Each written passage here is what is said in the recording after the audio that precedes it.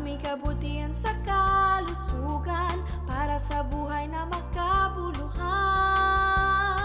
Mga eksperto ay pinag-isa, kami inyong makakasama. Maaasahang dalubhasa, kagaling ay matatamasa. Hiling-galing, sagot sa inyong hiling. Muna sa suliranin, hiling-galing. Hiling-galing, alternatibong solusyong maaasahan. Siyensya para sa ating kaalaman. Hiling-galing, sagot sa inyong hiling. Lunas sa suliranin, hiling-galing. Hiling-galing, alternatibong solusyong maaasahan. Siyensya para sa ating kaalaman. Hiling-galing.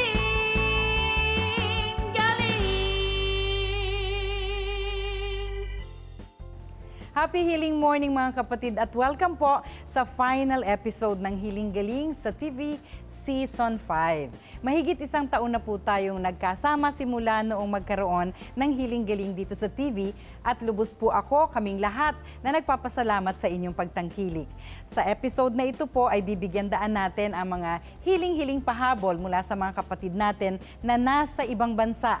Nakakataba po ng puso na napakaraming nagpapadala ng mensahe sa atin mula po sa labas ng Pilipinas. Ibig sabihin ay malayo na rin po ang naabot ng ating programa para palaganapin ang natural na paraan ng paggagamutan. Kaya po sa mga kababayan natin, mga kapatid nating nasa apat na sulok ng mundo, happy healing morning, noon, and evening sa inyo. Happy Healing Day! Simulan po natin sa isang liham mula sa Saudi Arabia sa kapatid nating si Mrs. Maricar Versosa Bongalos ang ating pagbasa ng liham. Ang sabi niya, my husband is 48 years old. He was diagnosed with renal failure in May 2013. He was hospitalized, received 6 units of blood transfusion due to low hemoglobin count. Creatinine 5.4 up to 6. He has gouty arthritis, high uric acid level. That's why his kidneys are affected due to long-term usage of pain relievers.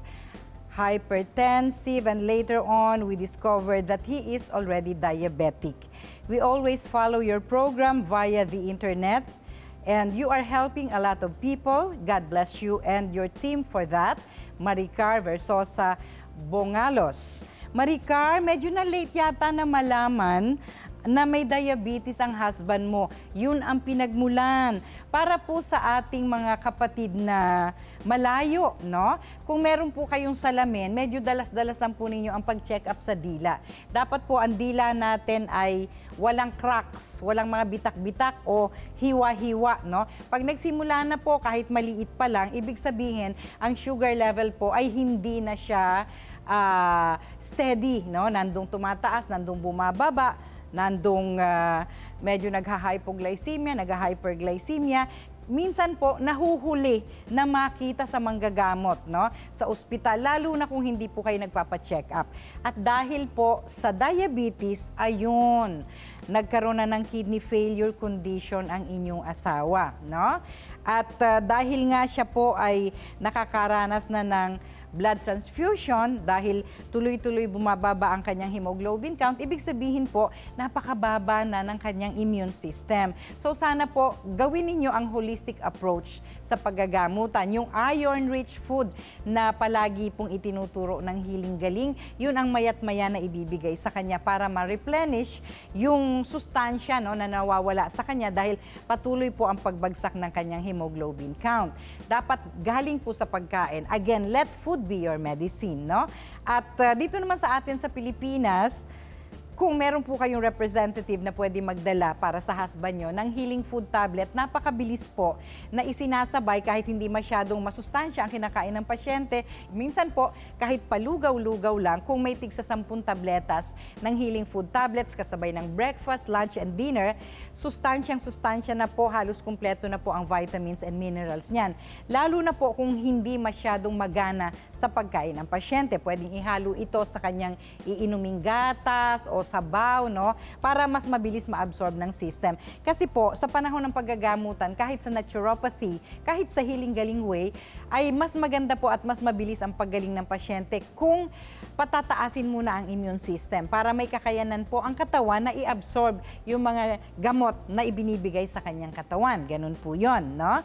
Now, tutulungan pa rin ang iron-rich food. Yung pagtaas po ng creatinine level ng inyong husband ay dahil sa patuloy na pagkabulok ng kidneys, no?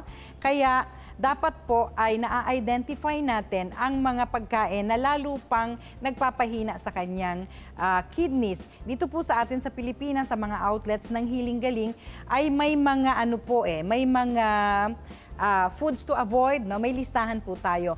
Foods to take, pag napakataas po ng creatinine level, pwedeng 1 araw hanggang 3 araw na mag-detox protocol diet.